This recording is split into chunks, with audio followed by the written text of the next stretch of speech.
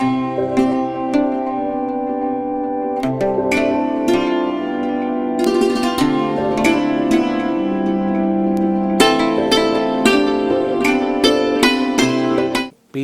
Channel వీక్షిస్తున్నటువంటి ప్రేక్షకులందరికీ నా యొక్క హృదయపూర్వకమైన నమస్కారములు.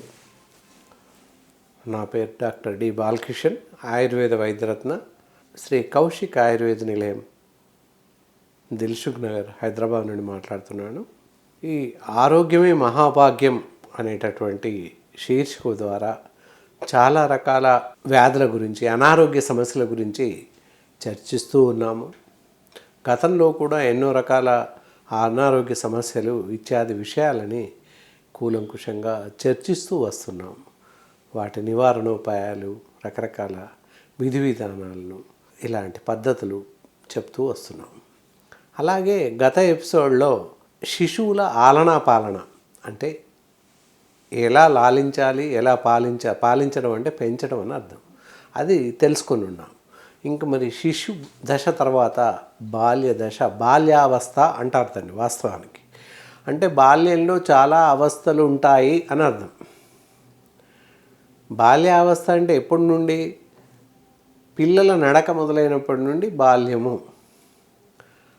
బాల్యం తర్వాత కౌమారం వస్తుంది. కౌమారం తర్వాత యుక్త వయస్సు. యుక్త వయస్సు తర్వాత వృద్ధాప్యం. మానవుని జీవన దశలన్నీ ఇవి అన్నమాట. వృద్ధాప్యం తర్వాత చరమాంక దశ, క్లోజ్ ద లైఫ్ అన్నమాట, ఎండ్ ఆఫ్ ద లైఫ్.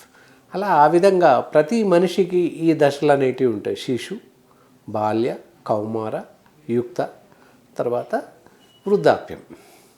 మరి శిశు దశ గురించి నేర్చుకున్నాము, తెలుసుకొని ఉన్నాము.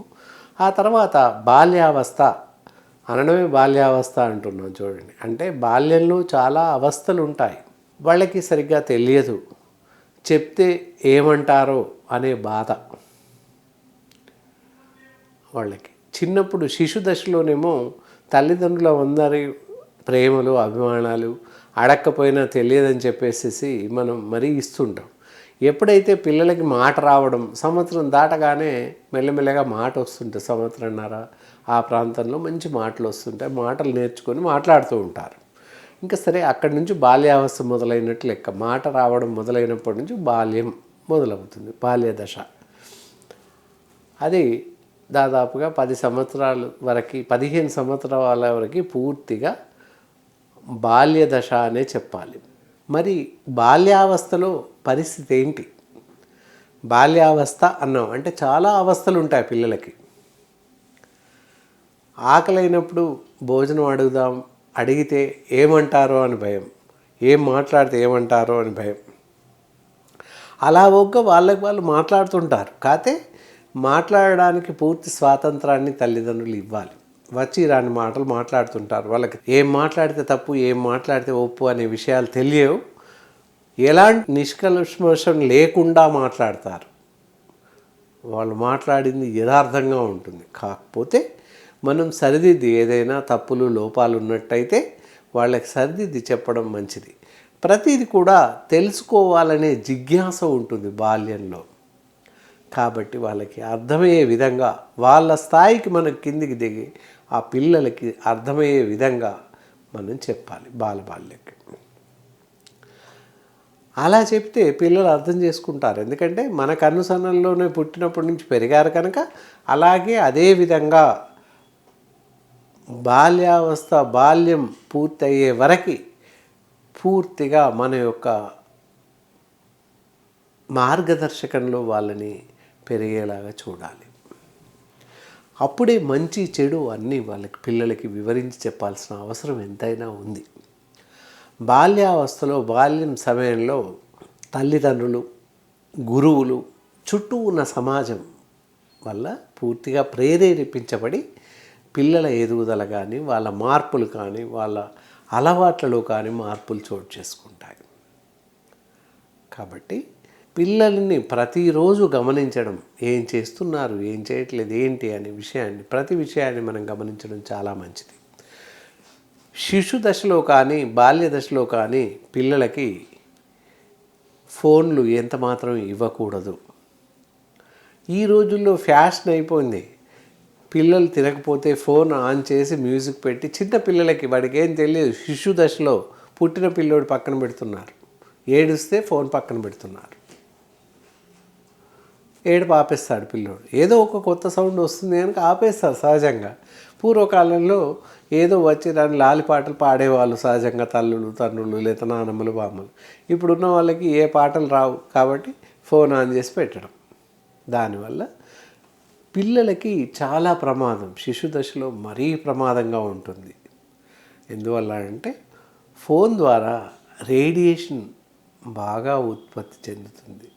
దానివల్ల పిల్లలది సున్నితమైన మెదడు కనుక బ్రెయిన్ పైన చాలా ఎఫెక్ట్ ఉంటాయి. శబ్ద తరంగాల వల్ల రేడియేషన్ ఏదైతే ఉందో పూర్తిగా మెదడు పైన ప్రభావం చూపిస్తుంది. దానివల్ల చాలా రకాల దుష్ఫలితాలు ఏర్పడతాయి. పిల్లలు తర్వాత భవిష్యత్తులో మందమతులు అయ్యే అవకాశం ఉంది.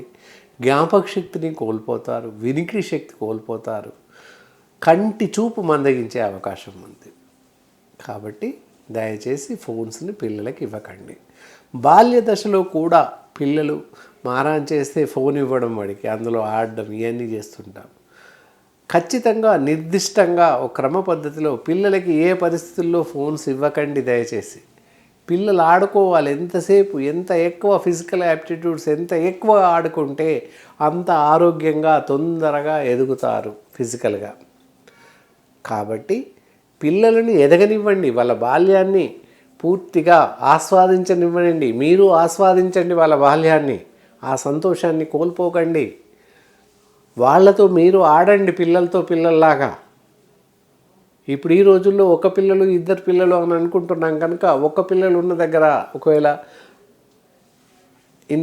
ఇంతకుముందులాగా ఉమ్మడి కుటుంబాలు లేవు కనుక అయితే తల్లి లేకపోతే తండ్రి ఉంటాడు అంతే. అలాంటి పరిస్థితుల్లో మరి పిల్లలతో ఎవరు ఆడుకోవాలి, ఎక్కడి నుంచి వచ్చి ఆడుకోవాలి, ఎవరు లేరు అనే ఆలోచనతో మనం ఫోన్ ఇచ్చేస్తున్నాం, ఫోన్లో పాటలు వింటూ ఉంటాడు వాడు అని చెప్పేసి, లేకపోతే టీవీ ఆన్ చేసి అక్కడ కూర్చోబెడుతున్నాం. సో దానివల్ల చాలా ప్రమాదం ఎదురవుతుంది. 5 సంవత్సరాలు 6 సంవత్సరాలు రాకముందే చిన్నపిల్లలకి స్థూలకాయం ఏర్పడుతుంది, పొట్ట పైకి వచ్చేస్తుంది. ఇలాంటి దుష్ఫలితాలు ఎన్నో సంభవిస్తున్నాయి. ఈ రేడియేషన్ ఎఫెక్ట్ వల్ల మూత్రపిండాల మీద కూడా ప్రభావం చూపిస్తుంది. పిల్లలకి ఫోన్ ఇవ్వడం, వాళ్ళని గేమ్స్ ఆడుకోవడం, వారికి రాకుండా మనం బలవంతంగా నేర్పించడం, ఫోన్లో ఆడడం, చెప్పడం, కథమంతే. ఎంతసేపు మనం డిస్టర్బ్ చేయొద్దు పిల్లోడు అని అనుకుంటున్నాను తప్ప మరి ఫ్యూచర్లో భవిష్యత్తులో పిల్లోడికి అనారోగ్యం కలుగుతుంది, ఇలాంటి ప్రభావం జరుగుతుంది అని ఎంతమందికి తెలుసు? ఎవరికి తెలియదు. పేపర్లో రాస్తాం రేడియేషన్ ఉంది, ఎఫెక్ట్ ఉంటుంది పిల్లలకని చెప్తాం. ఎంతసేపు అదాక వాక్యం చదువుతాం లేదు ఊరుకుంటాం. మళ్ళీ యథావిధిగా ఐస్గా ఫోన్ పిల్లలకి ఇస్తాం, లేదా టీవీ చూస్తాం. మనకి ఏ పొద్దుపోక ఎంత రాత్రి అయినా కూడా టీవీ చూస్తూ కూర్చుంటాం 10 గంటలకు, 11 దాకా, 12 దాకా. అప్పటి వరకు పిల్లోడు పడుకోడు. దానివల్ల పిల్లల నిద్ర మీద ప్రభావం చూపిస్తుంది. పిల్లలకు నిద్రలేమి కారణంగా నిద్ర లేవగానే ఉదయం అంతా సోమరిగా చాలా డల్గా ఉంటారు పిల్లలు. అందువల్ల పిల్లల్ని 8 గంటలకి నిద్రకు ఉపక్రమించేలాగా చేయాలి. 7:30, 8 గంటలకు పిల్లల్ని పడుకోబెట్టాలి. 5-6 సంవత్సరాల పిల్లల్ని తప్పకుండా 8 గంటలకి నిద్రకు పంపించాలి. కొంత పెద్ద పిల్లలు అయినట్లయితే 8 సంవత్సరాల పైబడ్డ పిల్లలు 8 నుంచి 15 వరకు 9 గంటల వరకు నిద్రకు తప్పకుండా పంపించాలి. 9 లోపే తప్పనిసరిగా నిద్రకి ఉపక్రమింపచేయాలి. 8 సంవత్సరాల లోపు పిల్లల్ని, పుట్టిన పిల్లల నుంచి 8 వరకు ఉన్న పిల్లల్ని 8 గంటల లోపే నిద్రపుచ్చాలి. మనం ఏం చేస్తున్నాం? మనం ఏదో పని లేకపోయినప్పటికీ ఊరికి ఆడ కూర్చొని టీవీ చూడడం, పిల్లలు మనతో కూర్చోవడం, వాడు నిద్రపోవడం, మనము నిద్రపోవడం అయిపోయింది. పిల్లలకి ఏం తెలుసు పాపం? మనం టీవీ పెట్టుకుని కూర్చొని నువ్వు పడుకోంటే వాడెందుకు పడుకుంటాడు? టీవీ సౌండ్ ఉంటుంది, వాడు లేచి వచ్చి మన దగ్గర కూర్చుంటాడు అంతే. అందుకని దయచేసి పిల్లల బాల్యాన్ని మీకై మీరు విచ్ఛిన్నం చేయకండి. పిల్లలని అనారోగ్యం బారిన పడకుండా చూడండి. ఎంతసేపు తర్వాత ఏదో ఫ్యూచర్లో భవిష్యత్తులో ఏదో ఒక పెద్ద జబ్బు రాగానే అయ్యో మా పిల్లవాడికి జబ్బు వచ్చింది అని బాధపడడం ఇత్యాది అన్నీ చేయడం కన్నా ముందే జాగ్రత్త పడి సమయపాలన పాటించి పిల్లలకి 7:30 7 గంటలకి భోజనం పెట్టేసి 8 గంటలకు పడుండ పెట్టండి. ఎలాంటి అనారోగ్యం పిల్లల చెంతకు చేరదు. ముఖ్యంగా బాల్యాల విషయంలో, అందుకే బాల్యావస్థ అన్నాం, బాల్యం విషయంలో తీసుకోవలసిన జాగ్రత్తలు చాలా కరాఖండిగా తప్పకుండా పాటించాలి. ఏంటంటే ముందు టీవీలు చూడడం పెద్దవాళ్ళు మానేయండి. 8 గంటల వరకే, 7 వరకే టీవీ చూడడం, 8కి టీవీ చూడడం మానేయండి. ఫోన్లు మాట్లాడడం గంటలు గంటలుగా మాట్లాడుతున్నారు, ఫోన్లు మాట్లాడడం మానేయండి. అవసరమైతే మాట్లాడండి, లేదా లేదు. పిల్లలకి ఫోన్లలో మ్యూజిక్స్ వినిపించడం లేదా పాటలు పెట్టి పిల్లలకి ఇవ్వడం అలాంటి అసలే చేయకండి. దానివల్ల చాలా ప్రమాదం ఉంది. జ్ఞాపక శక్తిని కోల్పోతారు పిల్లలు. మందబుద్ధులుగా అంటే బుద్ధిహీనులుగా తయారయ్యే అవకాశం ఉంది. ఎప్పుడైతే మెదడు సరిగ్గా పనిచేయదో ఇతర శారీరక అవయవాలు కూడా ఏవి సరిగ్గా పనిచేయవు. దానివల్ల వినికిడి శక్తి లోపిస్తుంది, కంటి చూపు మందగిస్తుంది, ఇంకా రకరకాల అవయవాలపైన దాని దుష్ఫలితాలు ఉంటాయి. నర్వస్ డిజార్డర్స్ ఏర్పడే ప్రమాదం ఉంది. దానివల్ల నడక సరిగా రాదు, ఇవన్నీ ప్రాబ్లమ్స్ ఉంటాయి. ఇలాంటి దుష్ఫలితాలన్నీ ఉంటాయి కనుక మరీ ముఖ్యంగా తప్పనిసరిగా ఈ ఫోన్స్ వాడడం పూర్తిగా మానివేయండి. పిల్లలకు ఏమాత్రం ఫోన్ అందుబాటులో ఉంచకండి దయచేసి. పిల్లోడు ఫోన్ ఇస్తే తప్ప భోజనం చేయడు, పాట వింటే తప్ప భోజనం చేయడు అంటే వాడు పుట్టగానే ఫోన్ ఉందని మీ ఉందని తెలుసా? లేచి తీసుకుంటాడా? మీరు ఇవ్వకూడదు అంతే. ముందు మీరు వినడం మానేయండి, పాటలు వినడం, టీవీ వినడం మానేయండి. ఆ విధంగా చేస్తే పిల్లలు ఆరోగ్యంగా ఎదిగే అవకాశం ఉంది. అలా 10 సంవత్సరాల వరకు మంచి అలవాట్లతో పెంచండి. 15 సంవత్సరాల వరకు పిల్లలకి ఎలాంటి అనారోగ్యం కలగదు. పెద్ద పెద్ద వ్యాధుల బారిన పడరు. పెద్ద వ్యాధులు రాగానే అరే మేము ఇంత జాగ్రత్తగా చూసుకున్నాం, పిల్లలు అనారోగ్యం బారిన పడ్డారు, వానికి అదేంది సరిగ్గా జ్ఞాపకం ఉండట్లేదు, ఏదో అవుతుందని మీరు చెప్తారు. అక్కడెక్కడ మీరు జాగ్రత్తగా ఉన్నారు? లేరే. పిల్లలకి ఫోన్ ఇవ్వడం, భోజనం 10 గంటలకు పెట్టడం, ఉదయం 9 గంటలకు మీకు తోచిన సమయంలో టిఫిన్ పెట్టడం, 12 గంటలకు భోజనానికి బదులు 4ంటికో భోజనం పెట్టడం, 7 గంటలకు భోజనం చేసేది ఉంటే 6ంటికి వాడికి స్నాక్స్ ఇవ్వడం, అలా ఎప్పుడు చేయకూడదు. అన్ని సమయానుకూలంగా పిల్లలకి ఉదయం 8 గంటలకి ఏదో ఒకటి తినిపించండి, 11, 12 గంటలకి ఏమైనా పెట్టేసేయండి, భోజనం పెట్టండి. మళ్ళీ సాయంత్రం 4 గంటలకి పళ్ళు కానీ పళ్ళ రసాలు కానీ ఇవ్వండి, పాల పదార్థాలు ఇవ్వండి. ఉదయం సాయంత్రం పాలు తాగించండి పిల్లలకి. బాల్యంలో మొత్తం పుట్టిన శిశువు నుండి 15 సంవత్సరాల వరకు తప్పకుండా ప్రతి బాలుడికి ఆ బాల్యంలో ఉన్న సమయంలో పాలు తప్పకుండా తాగించడం చాలా మంచిది. దానివల్ల అన్ని రకాల పోషక విలువలు పిల్లలకు అందుతాయి. ఎదుగుదల అనేది సక్రమంగా ఉంటుంది. అక్కడ బాలలవనివ్వండి, బాలికలవనివ్వండి, శిశు దశ నుంచి బాల్యావస్థ అంటే 15 సంవత్సరాలు వచ్చే వరకు పూర్తి స్థాయిలో వారి యొక్క ఆరోగ్య పరిరక్షణ మన చేతుల్లోనే ఉంది. సరైన సమయకు భోజనం పెట్టండి, సరైన సమయకు నిద్రించేలాగా చూడండి. నిద్ర ఆహారాలు సరిగ్గా పిల్లలకి ఇచ్చినట్లయితే ఎలాంటి అనారోగ్య సమస్యలు మీ పిల్లల వద్దకి రావు. ఇది ఘంటాపథంగా చెప్పగలుగుతున్నాను. పైన చెప్పినటువంటి జాగ్రత్తలు తూచా తప్పకుండా పాటించండి దయచేసి. ఎందుకు అంటున్నానంటే ఈ రోజుల్లో పిల్లలకి, చిన్న పిల్లలకు కూడా ఫోన్స్ ఇవ్వడం, వాడిని ఆడుకోమడం, వాడికి ఇవ్వడం ఇలాంటివన్నీ జరుగుతున్నాయి. కాబట్టి ఈ జాగ్రత్తలు తప్పకుండా పాటిస్తారని ఆశిస్తున్నాను. మంచి పుష్టికరమైన ఆహారాన్ని అందించండి పిల్లలకి. అన్ని రకాల ఆహారం అందించండి. 2 సంవత్సరాలు దాటిన తర్వాత మనం తినే ఆహారం పిల్లలకు పెట్టవచ్చు, ఎలాంటి పచ్చని లేదు. అన్ని రకాల కూరగాయలు ఇవ్వండి. భోజనం మనతో పాటు పిల్లలందరికీ మనం తినేటటువంటి భోజనం సాధారణ భోజనం ఇవ్వండి. కూరగాయలు పెట్టండి, రసాలు ఇవ్వండి, పళ్ళు ఇవ్వండి, అన్ని రకాల కూరగాయలు ఇవ్వండి, పళ్ళు పళ్ళ రసాలు ఇవ్వండి పిల్లలకి. అంతేకాని చెరుపు చేసేటటువంటి ఆహార పదార్థాలు మానివేయండి. తినకూడని ఆహార పదార్థాలు చెప్తాను వినండి. చిన్న పిల్లలకి ముఖ్యంగా మరీ ఇష్టంగా చాక్లెట్స్ అంటే బాగా ఇష్టంగా ఉంటాయి. కాబట్టి చాక్లెట్స్ ఇవ్వకండి. చిన్నవి 1 రూపీ 2 రూపీ చాక్లెట్స్ దొరుకుతాయి, అలాంటివి ఇవ్వకండి. పెద్దవి మిల్క్ చాక్లెట్స్ కానీ అలాంటివి వారంకి ఒకటి లేదా 4 రోజులు ఒకటి అలా ఇవ్వండి. వారం రోజులు 1 2 ఇవ్వచ్చు పిల్లలకి. ఎక్లేర్స్ చాక్లెట్స్ కానీ మిల్క్ డైరీ కానీ స్టార్ 5 స్టార్ చాక్లెట్ అలాంటివి ఇవ్వండి. ప్రమాదం ఏం లేదు. దానివల్ల చాక్లెట్స్ తినడం వల్ల కూడా కొన్ని రకాల యాక్టివిటీస్ డెవలప్ అవుతాయి. పెద్దవాళ్ళు కూడా చాక్లెట్ తినవచ్చు, ఎలాంటి ప్రమాదం లేదు. వారంకి 1 4 రోజులకు చాక్లెట్ తినవచ్చు, చాలా మంచిది అసలు యాక్చువల్గా. కాకపోతే నిర్దిష్టంగా మామూలు చాక్లెట్స్ ఇవ్వకండి. అవి పెప్పర్మెంట్స్తో తయారు చేస్తారు, హెవీ చాక్లెట్ కలిసి ఉంటుంది. దానివల్ల లివర్ మీద చాలా ప్రభావం చూపిస్తుంది, కనుక పిల్లల ఎదుగుదల లోపిస్తుంది. చాలా రకాల చర్మ సంబంధమైనటువంటి వ్యాధులు వచ్చే అవకాశం ఉంది. కాబట్టి 50 పైసలు 1 రూపీ లాంటి చాక్లెట్లు పెట్టకండి. మంచి బ్రాండెడ్ చాక్లెట్స్, మిల్క్ డైరీ, ఇందాక చెప్పిన చాక్లెట్స్ ఉన్నాయి, అవి తినిపించండి, ఏం కాదు. వారం 10 రోజులు ఒకటి ఇవ్వండి, అలా అని రోజు ఇవ్వకండి. అలాగే కేక్స్ కానీ బర్గర్స్ కానీ పిజ్జాస్ కానీ చిన్న పిల్లలకి ఎంత మాత్రం ఇవ్వకూడదు. ఐస్ క్రీమ్స్ కూడా అసలే ఇవ్వకండి.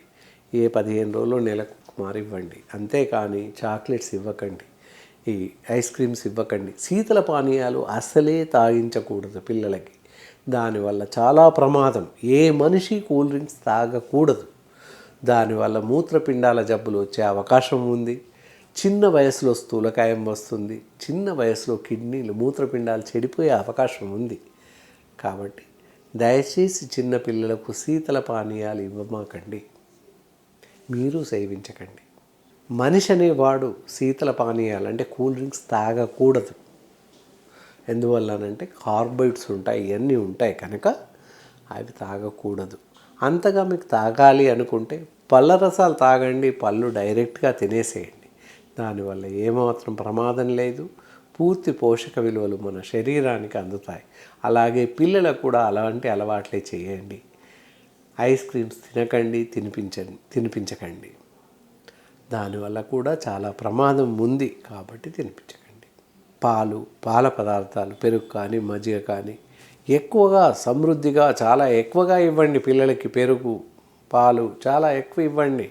ఎనర్జీ లెవెల్స్ బాగా పెరుగుతాయి. మంచి పుష్టిగా కండ పుష్టి కలిగి ఉంటారు, దేహ పుష్టి కలిగి ఉంటారు. చిన్నపిల్లలకి ఎవరైనా కూడా ఆరోగ్యవంతులు ఎవరైనా కూడా మంచి నెయ్యి వాడవచ్చు, వాడాలి. పిల్లలకి ఎక్కువగా నెయ్యి వాడడం కూడా శ్రేయస్కరం. దానివల్ల బ్రెయిన్ చాలా షార్ప్గా ఉంటుంది, యాక్టివిటీగా ఉంటుంది. కాబట్టి తప్పకుండా నెయ్యి వాడవచ్చు, ఎలాంటి అభ్యంతరం లేదు. ఏదైనా ప్రమాదం సంభవిస్తే డాక్టర్లు సూచిస్తే తప్ప నెయ్యి మానేయకూడదు.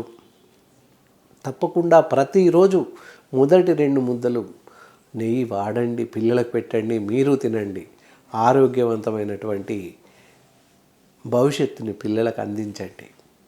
అంతేకాని పిల్లల యొక్క బాల్యాన్ని మీరు చిదిమివేయకండి. బాల్యంలో ఉన్నటువంటి అవస్థలు ఏవైతే వాళ్ళకి అకారణంగా వచ్చేటటువంటి సమస్యలు ఉన్నాయో మీరు వారి నుంచి తెలుసుకొని ఆ సమస్యల్ని పరిష్కరించాలి. పిల్లలకు ఆడుకోవడానికి ఎవరు లేని పరిస్థితుల్లో మీరే పిల్లలతో ఆడండి. ఇండోర్ గేమ్స్, క్యారమ్ ఆడండి, పిన్ బోర్డు ఆడండి. అలాంటి పిల్లలతో పాటు కలివిడిగా ఆడండి. అప్పుడు పిల్లలకి ఉత్సాహం ఉంటుంది, ఏదైనా చెప్పగలుగుతారు మనసు విప్పి మనకి.